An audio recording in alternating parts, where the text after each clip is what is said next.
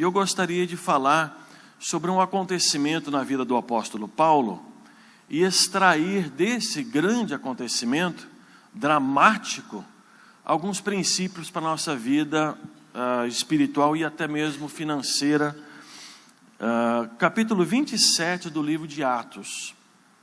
Ele é bem extenso, mas nós vamos estar refletindo alguma coisa nessa área. Capítulo 27 de Atos.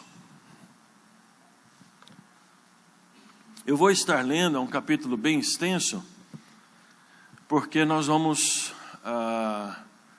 estar refletindo sobre esses acontecimentos. Atos capítulo 27. Quando chegou a hora, zarpamos para a Itália. Paulo e muitos outros prisioneiros foram colocados sobre a guarda de um oficial romano, chamado Júlio, capitão do regimento imperial. Aristarco, um macedônio de Tessalônica, nos acompanhou. Partimos num navio que tinha vindo de Porto de Adramítio, no litoral noroeste da província da Ásia. Estavam previstas diversas paradas em portos ao longo da costa. No dia seguinte, quando ancoramos em Sidom, Júlio demonstrou bondade a Paulo, permitindo-lhe que desembarcasse para visitar amigos e receber ajuda material deles. Quando partimos de lá, fomos costeando a ilha de Chipre, devido aos ventos contrários, que tornavam difícil manter o rumo. Prosseguindo por mar aberto, passamos pelo litoral da Cilícia e da Panfilha, chegando a Mirra, na província de Lícia. Ali o oficial no comando encontrou um navio egípcio de Alexandria que estava de partida para a Itália e nos fez embarcar. Navegamos vagarosamente por vários dias e depois de muitas dificuldades nos aproximamos de Cnido. Por causa dos ventos contrários, atravessamos para Creta e, acompanhando o litoral menos exposto da ilha, de frente ao cabo de Salmona, costeamos a ilha com grande esforço até que chegamos a bons portos, perto da cidade de Laceia. Havíamos perdido muito tempo, as condições climáticas estavam se tornando perigosas para a navegação, pois se aproximava o fim do outono, e Paulo tratou dessa questão com os oficiais do navio. Disse ele: senhores, se prosseguirmos, vejo que teremos problemas adiante. Haverá grande prejuízo para o navio e para a carga, e perigo para a nossa vida. Mas o oficial, encarregado dos prisioneiros, deu mais ouvidos ao capitão e ao proprietário do navio que a Paulo. E uma vez que bons portos eram uma enseada aberta, um péssimo lugar para passar o inverno, a maioria da tripulação desejava ir a Fenice, que ficava mais adiante na costa de Creta, e passar o inverno ali. Fenice era um bom porto, com abertura apenas para o sudoeste e o noroeste. Quando um vento leve começou a soprar do sul, os marinheiros pensaram que conseguiriam chegar lá a salvo. Por isso levantaram âncora e foram costeando Creta. Mas o tempo mudou de repente, e um vento com força de furacão, chamado Nordeste, soprou sobre a ilha e nos empurrou para o mar aberto. Como os marinheiros não conseguiam manobrar o navio para ficar de frente para o vento, desistiram e deixaram que fosse levado pela tempestade. Navegamos pelo lado menos exposto de uma pequena ilha chamada Cauda, onde com muito custo conseguimos içar para bordo o barco salva-vidas que viajava rebocado. Então os marinheiros amarraram cordas em volta do casco do navio para reforçá-lo. Temiam ser arrastados para os bancos de areia de Sirte, diante do litoral africano. Por isso baixaram a âncora flutuante para desacelerar o navio e deixaram que fosse levado pelo vento. No dia seguinte, como ventos com força de vendaval continuavam a castigar o navio, a tripulação começou a lançar a carga ao mar. No terceiro dia, removeram até mesmo parte do equipamento do navio e jogaram fora. A tempestade terrível prosseguiu por muitos dias, escondendo o sol e as estrelas, até que perdemos todas as esperanças. Fazia tempo que ninguém comia. Por fim, Paulo reuniu a tripulação e disse: os senhores deveriam ter me dado ouvidos no princípio e não ter deixado bons portos. Teríamos evitado todo esse prejuízo e esta perda. Mas tenham bom ânimo, o navio afundará, mas nenhum de vocês perderá a vida. Pois ontem à noite, um anjo de Deus a quem pertenço e sirvo, se pôs ao meu lado e disse: não tenha medo, Paulo. É preciso que você compareça diante de César. E Deus, em sua bondade, concedeu proteção a todos que navegam com você. Portanto, bom ânimo. Creio em Deus, tudo ocorrerá exatamente como Ele disse. É necessário, porém, que sejamos impulsionados para uma ilha. Por volta da meia-noite, na 14ª noite de tempestade, enquanto éramos levados de um lado para o outro no mar Adriático, os marinheiros perceberam que estávamos perto de terra firme. Lançaram a sonda e verificaram que a água tinha 37 metros de profundidade. Um pouco depois lançaram a sonda novamente e encontraram apenas 27 metros. Temiam que, se continuássemos assim, seríamos atirados contra as rochas na praia. Por isso lançaram 4 âncoras da parte de trás do navio e oravam para que o dia chegasse logo. Dando a entender que iriam lançar as âncoras da parte da frente, os marinheiros baixaram o barco salva-vidas na tentativa de abandonar o navio. Paulo então disse ao oficial no comando e aos soldados: se os marinheiros não permanecerem a bordo, vocês não conseguirão se salvar. Então os soldados cortaram as cordas do barco salva-vidas e o deixaram à deriva. Enquanto amanhecia, Paulo insistia que todos comessem.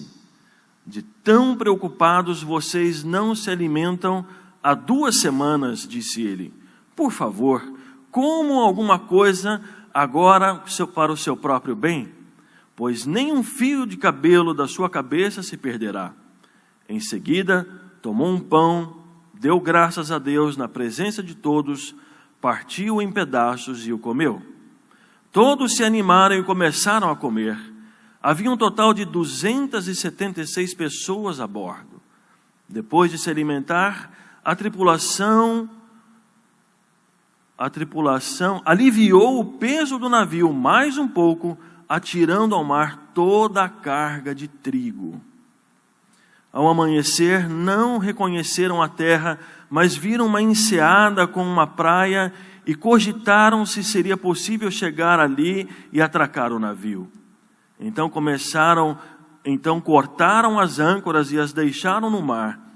Depois afrouxaram as cordas que controlavam os lemes, levantaram a vela de frente e foram rumo à praia.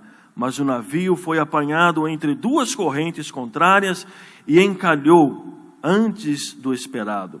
A parte de frente se encravou e ficou imóvel, enquanto a parte de trás, atingida pela força das ondas, começou a se partir. Os soldados queriam matar os prisioneiros para que não nadassem até a praia e depois fugissem. O oficial no comando, porém, desejava poupar a vida de Paulo e não permitiu que executassem seu plano. Ordenou aos que sabiam nadar que saltassem ao mar primeiro e fossem em direção à terra. Os outros se agarraram a tábuas ou pedaços do navio destruído. Assim todos chegaram à praia em segurança. Que experiência dramática que Lucas está mencionando aqui.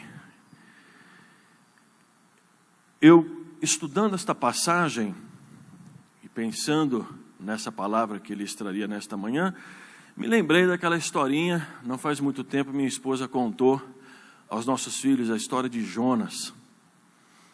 E eu comecei a pensar, por que será que Lucas, o mais provável autor dessas linhas, por que será que ele gasta tanto tempo discorrendo sobre essa experiência de naufrágio do apóstolo Paulo? Ele não precisava descrever, e nem tampouco em tantos detalhes, o que aconteceu aqui. Será que Lucas, que usa bastante o Antigo Testamento, não tanto quanto João ele tem um domínio assim massivo do Antigo Testamento, mas Lucas ele também usa em várias situações no livro de Atos, principalmente no começo, se você ler os primeiros capítulos, ele menciona bastante o Antigo Testamento. E qual seria o propósito dele estar narrando tão detalhadamente toda essa experiência traumática na vida de todos aqui? E aí eu comecei a fazer algumas comparações. Jonas foi comissionado por Deus para pregar a palavra de Deus. Paulo também. Ele diz que não recebeu outro ministério de Deus a não ser pregar a sua palavra, nem mesmo batizar, só para pregar a palavra. Jonas, ele tentou fugir quando Deus o ordenou pregar em Nínive, capital da Assíria, que era um povo totalmente pagão. Tentou fugir da presença de Deus e foi para Tarsis. Ou ele tentou ir. Paulo era de Tarsis e estava desejoso, ao contrário de Jonas, de ir para Roma, que era a capital do governo do império que ele vivia. Por causa da rebelião de Jonas, Deus enviou então uma tempestade que quase destruiu o navio. Por causa da desobediência daqueles homens aos conselhos do apóstolo Paulo, o navio foi destruído. No caso de Jonas, eles também, antes de lançá-lo ao mar, esgotaram todas as possibilidades, jogaram as cargas ao mar também. No caso aqui de Paulo, também aliviaram o navio e jogaram as cargas ao mar. Jonas foi a razão pela qual a tempestade sobreveio sobre toda aquela tripulação. Paulo foi a razão pela qual todos conseguiram se salvar, particularmente os prisioneiros que seriam mortos. Parece que há esse propósito em Lucas, em fazer uma comparação, talvez assim uma sombra, um reflexo indireto. Jonas, ele sai dessa experiência e vai para Nínive e prega e todos se convertem. Um povo pagão, todos se arrependem. Paulo sai dessa experiência, vai para Roma, chama primeiro os familiares de Jonas, os judeus, e poucos se convertem. Parece que Lucas está querendo dizer que Paulo é um homem aprovado como profeta de Deus. Fazendo essa narrativa extensa, muitíssimo mais do que no nosso caso, as pessoas na época de Lucas conheciam muito bem o Antigo Testamento. Muito, muito, muito. Paulo é um homem aprovado por Deus, é profeta, mas ele também enfrenta tempestades.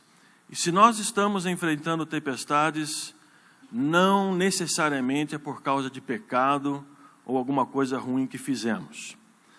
O que nós precisamos fazer aqui? Eu colocaria basicamente duas atitudes, 2 pontos nessa experiência toda. A primeira lição, queridos, é como podemos evitar naufrágio. Como podemos evitar que isso aconteça? Muitas vezes nós gastamos tempo em pensar como sair do naufrágio, como recuperar a nossa vida depois de um naufrágio, mas ele pode ser evitado.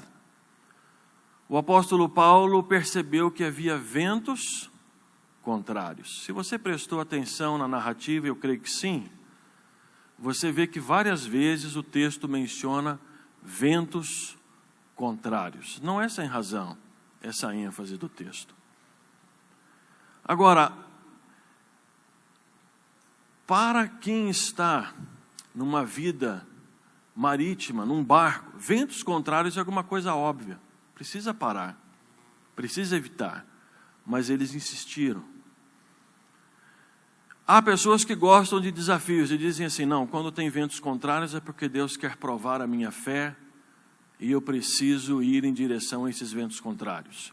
Eu não navego muito bem nessa perspectiva. Eu creio que a gente precisa respeitar aí aquilo que Deus está permitindo acontecer. E trocando em miúdos, esse tempo que nós vivemos, por exemplo, não é um bom tempo para investimento financeiro. Se você está pensando em abrir um negócio, se você está pensando em fazer alguma coisa, muito cuidado. Às vezes a gente reclama, falando aí sobre casais, né? A gente, marido, nós podemos nos queixar um pouquinho que a nossa esposa tem algumas palavras assim meio duras, um pouco negativas, não estimulam muito os nossos projetos. Mas é bom, isso é bom. É bom porque a mulher, o homem, e eu falo assim da minha perspectiva como homem, a gente se empolga às vezes muito fácil. A gente fica empolgado, faz sociedade, é ou não é? Não, esse amigo meu é toda a prova. Isso aí, posso deixar 10 mil reais na mão dele, que maravilha.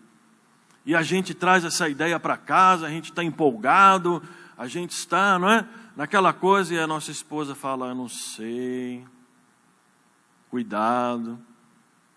Então, ventos contrários.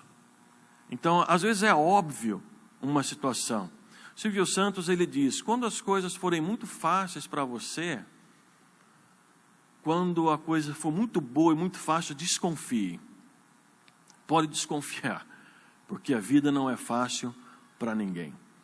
Então, vamos prestar atenção em ventos contrários. Aí você pode perguntar, mas pastor, quando é que os ventos são favoráveis, principalmente no Brasil? Mas vai melhorar, amém? Diga para a pessoa que está do seu lado, vai melhorar, irmão. Tá?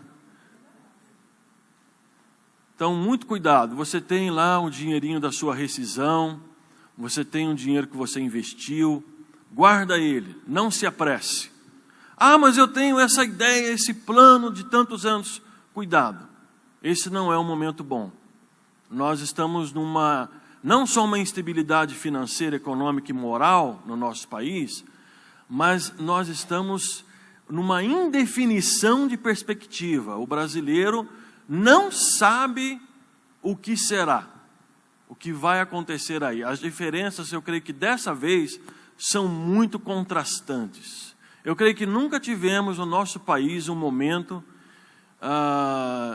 de eleição, um momento de nova liderança política, de tantos contrastes. São opostos. Então, cuidado. Cuidado com o seu precioso investimento. Cuidado, porque isso também é a sua vida. Preste atenção também aos seus limites. Segunda observação, para não entrar em naufrágio, respeite os seus limites. Ok? Nós nos preocupamos muito em respeitar os outros e temos razão com relação a isso. Mas precisamos nos lembrar de respeitar a nós também. Você tem limites. Eu conversei com um pastor um tempo atrás e ele, com muito orgulho, me falou, faz 5 anos que eu não tiro férias. Eu falei, cuidado que pastor costuma morrer de coração. Tá? É assim, irmão, pastor morre de coração. Tá? Dá uma parada lá e ele vai para o céu, receber a sua coroa. Então, tira férias, descanse. Há pessoas que parece que gostam de andar no meio-fio, gostam de atravessar o sinal amarelo, gostam de ficar se equilibrando em cima ali de um precipício. Cuidado, muito cuidado. Respeite o perigo, respeite, dá mais corda. Não trabalhe no limite da exaustão, não faça assim.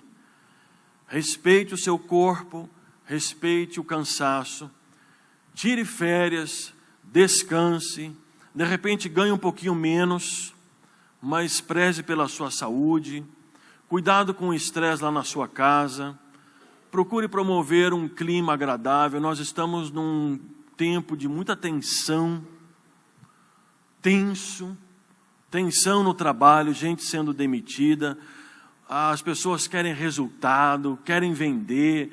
Aqueles que são vendedores aí têm aquela pressão no trabalho, querem resultado, está certo, mas chega em casa, cuidado. O lar, ele deve ser um ambiente de restauração.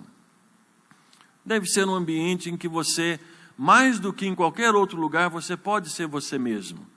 Você pode tirar o seu escudo, pode tirar o seu capacete e estar ali com a sua esposa, com seus filhos.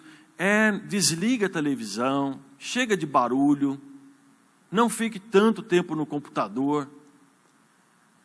Cuidado, restaure a sua esperança em tempos de naufrágio, respeitando os limites. Não espere você ter uma crise de estresse, parar no hospital, não espere isso acontecer, não espere, porque pode acontecer se você não prestar atenção. Paulo, ele diz assim para eles: olha, eu estou vendo que realmente a coisa está ficando perigosa. Eu estou vendo.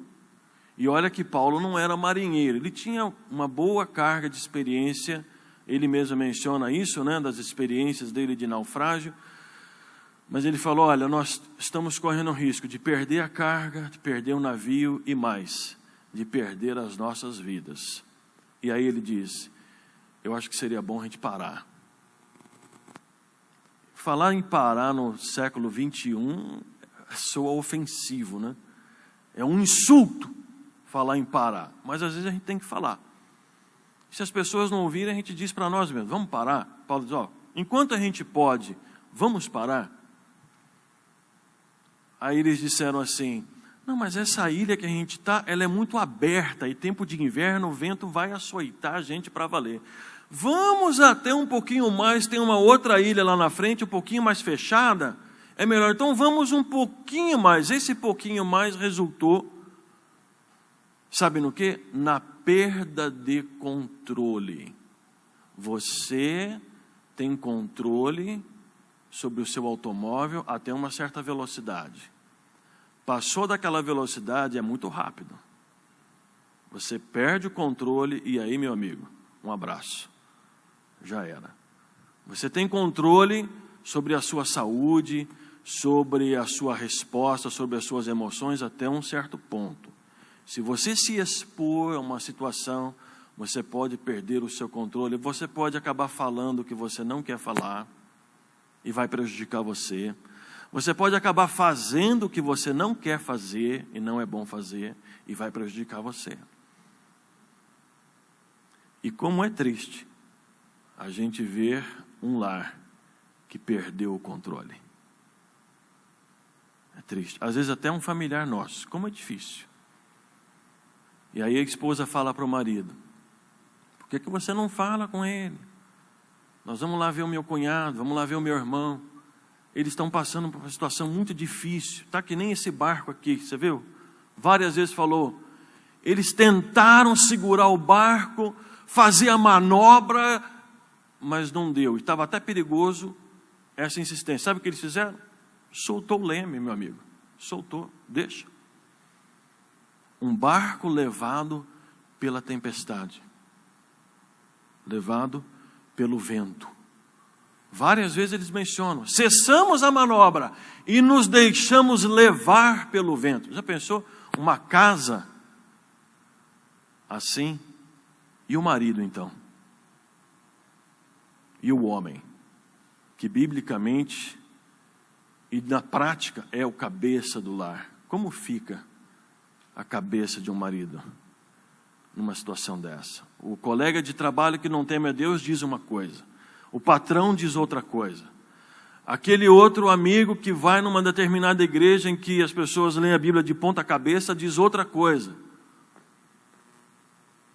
Difícil. Ele não sabe, precisa ter um conselho, mas ele vai para cá, vai para lá. Você já viveu aquela situação em que você tem um familiar e você quer dar um conselho, mas você tem medo de ouvir aquela palavra: cuide da sua própria vida. Porque se você ouve essa palavra, machuca, né? Machuca.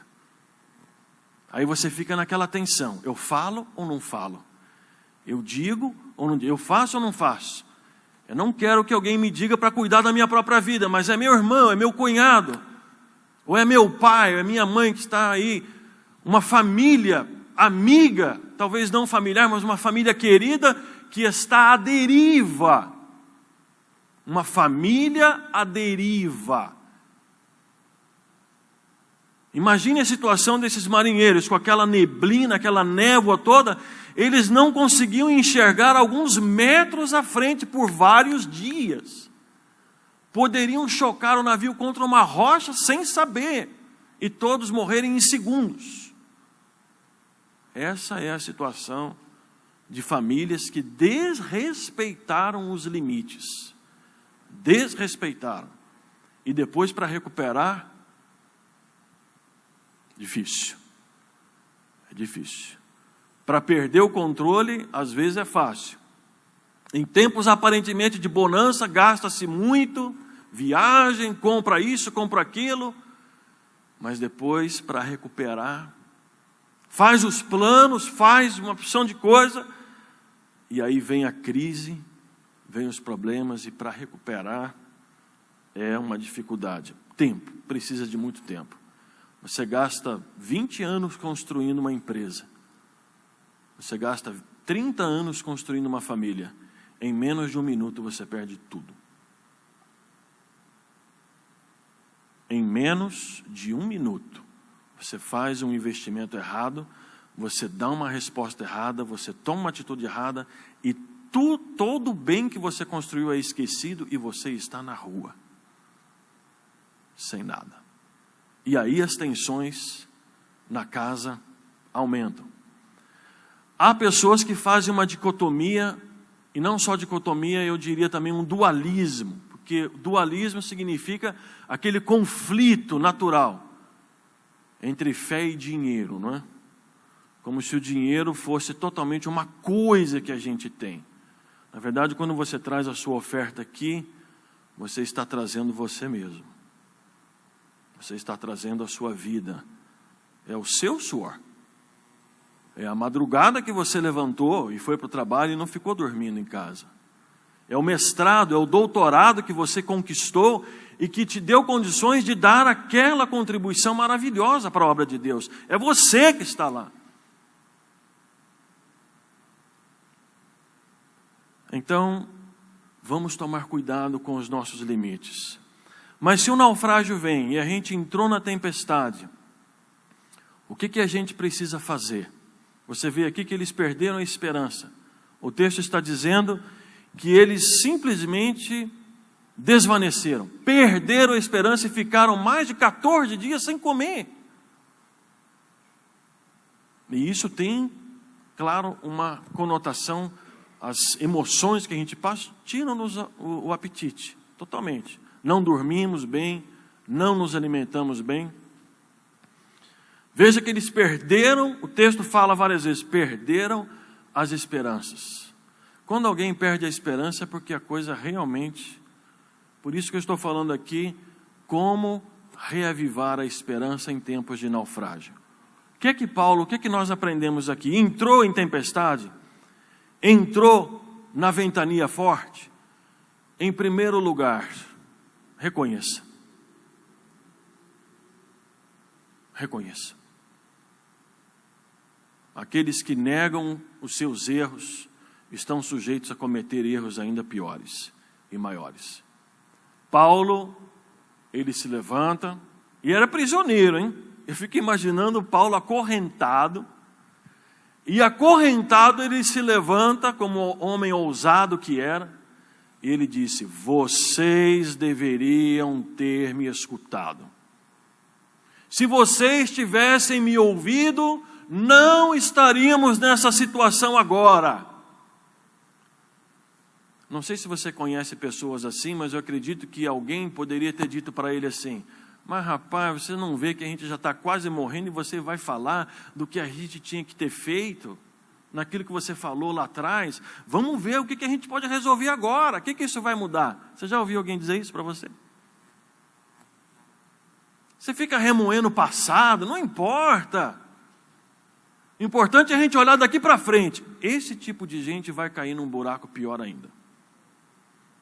É importante você parar e dizer, e talvez até para a sua esposa, ou para o seu marido, ou para os seus filhos: errei, fui superficial, deveria ter escutado, deveria ter parado, não parei, errei, me perdoe, por favor, me desculpe, por favor. E aí tudo pode ser renovado e começa a ser renovado a partir daí. Reconheça. Em segundo lugar, para escapar de um afundamento, a gente precisa aliviar o peso. Diga para a pessoa que está ao seu lado: alivie o peso, irmão. Essa é uma situação difícil. O que não é importante que você tenha? Tudo é importante. Mas o que eles começaram a fazer?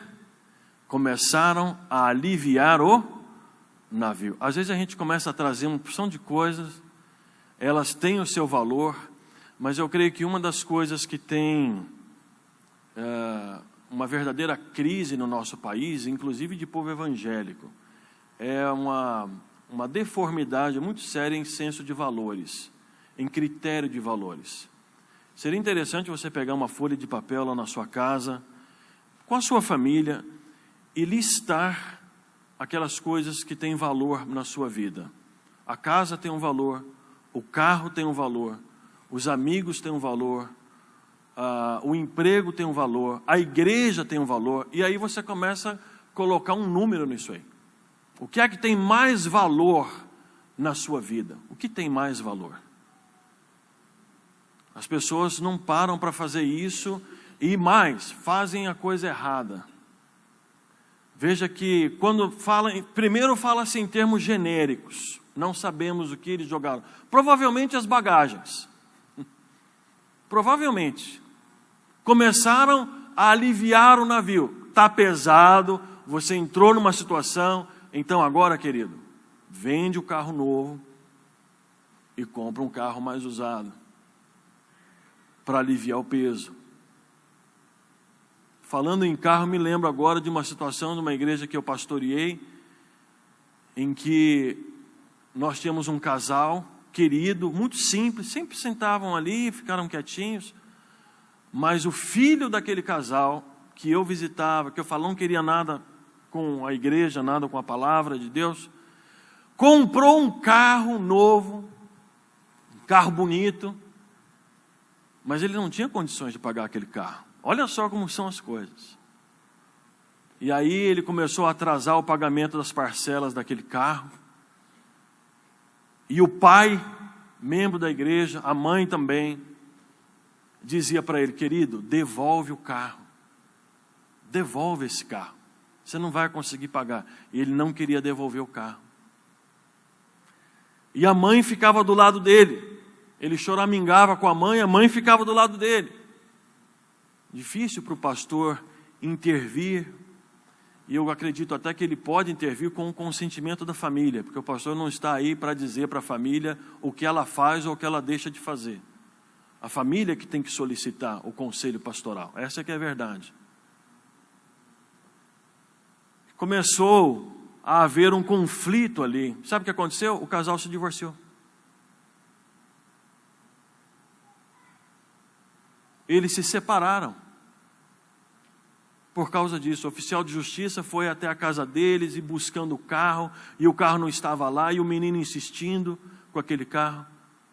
O pai saiu de casa por causa de um automóvel. Veja a situação na qual nos encontramos. Crise de valores. E por causa disso, esse é o mais triste. Diz o texto que eles jogaram, não é bem o mais triste, mas está caminhando para lá. Eles jogaram o mastro do navio. Interessante. Não sei como está na sua versão. Eles jogaram o mastro do navio ao mar. Ora, o mastro é justamente aquilo que vai dar estabilidade ao navio e vai dar, com a força do vento, força ao navio. Mas por causa da tempestade, o próprio mastro se tornou uma ameaça para a sobrevivência deles.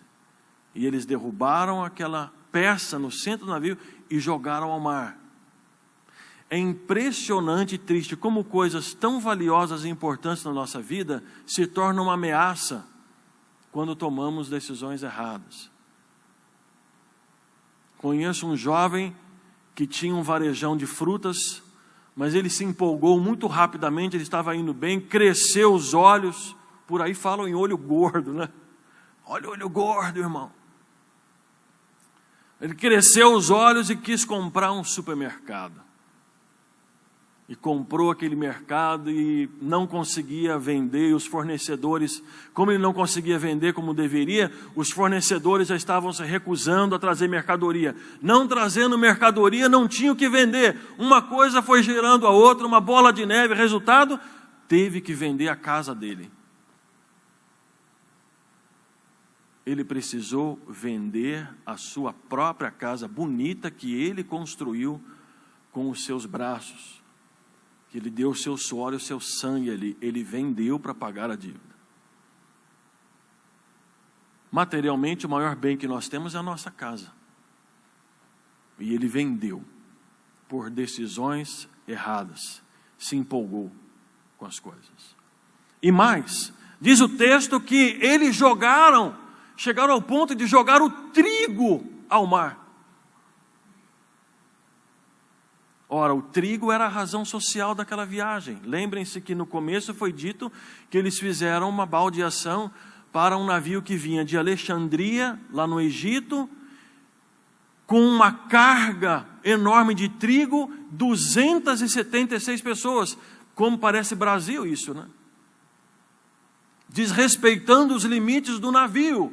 Precisa afundar e morrer dezenas de pessoas para saber que tinha uma superlotação. E jogaram aquele trigo ao mar. Quantas centenas de vidas seriam alimentadas com aquele trigo?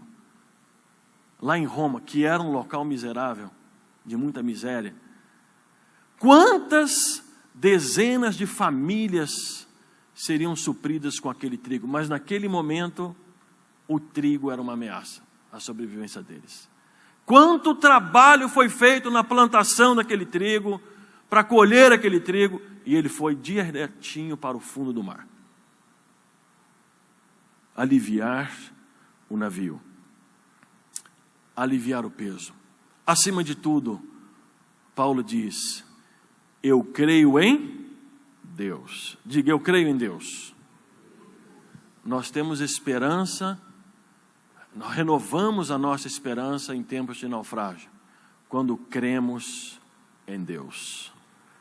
Paulo disse, olha, não se desesperem, não precisam ficar tão aflitos, porque um anjo do Senhor esteve comigo, e ele falou comigo, e ele me certificou de que ninguém vai perecer, desde que todos permaneçam no navio. Porque pular do navio na hora da tempestade, às vezes pode ser meio fácil, né? Em algumas situações. Fiquem todos dentro do barco, ninguém pula fora do barco. E eu garanto, pela palavra de Deus, que Ele me deu, que todos se salvarão.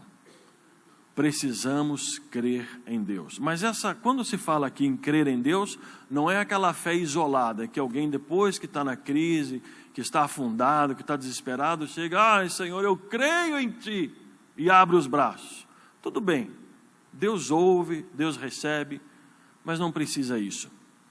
E muitos até tentam a Deus com esse tipo de comportamento. É interessante você crer em Deus o tempo todo. Amém?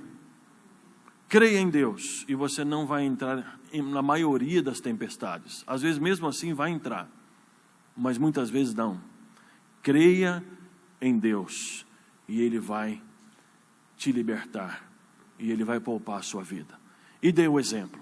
Paulo diz, mas agora vamos pensar numa solução. É importante apontar o problema e é importante apontar também para uma solução. Quem aponta só para o problema é só meio caminho andado. Precisa apontar para o problema e apontar para uma solução. Deus falou comigo, nós vamos sobreviver. E Paulo se colocou a comer. Pegou um pedaço de pão. Eu acho que não tinha mortadela naquela época, né? Mas ele pegou um pedaço de pão e começou a comer na presença deles. Começou a se alimentar. E eles, vendo o exemplo de Paulo, começaram também a comer e a revigorar as suas forças. E Deus operou grande livramento. Eu creio, queridos, que o Brasil só não está pior. O Brasil só não está desesperadamente pior por causa da igreja. Porque ainda existe um povo que tem acumulado uma força em vários aspectos, inclusive eleitoral, para fazer diferença nesse país. O texto diz que eles queriam matar, temendo que eles fugissem, queriam matar aqueles prisioneiros todos morreriam, mas por causa da presença do apóstolo Paulo, nenhum deles foi morto. Paulo salvou várias vezes, salvou do naufrágio, salvou da execução. Como o capitão gostava de Paulo e percebia a presença de Deus nele, para poupar a vida de Paulo, que era um dos prisioneiros que iriam morrer no caso, não matou ninguém. Que por causa da sua vida, Deus, na sua soberania, poupe a vida de muitos outros. Que por causa da nossa vida, da nossa presença, os nossos familiares vejam diferença e sejam poupados. Já aconteceu isso com você? Deus disse para Paulo, eu acho poderosíssima essa palavra de Deus a Paulo.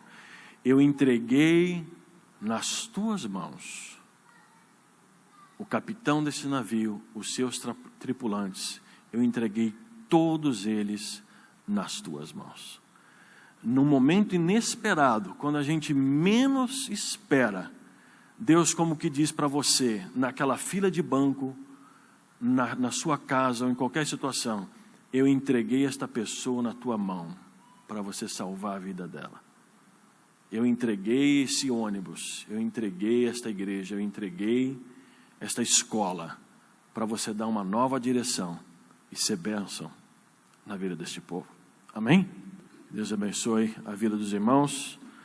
Um ótimo domingo a todos.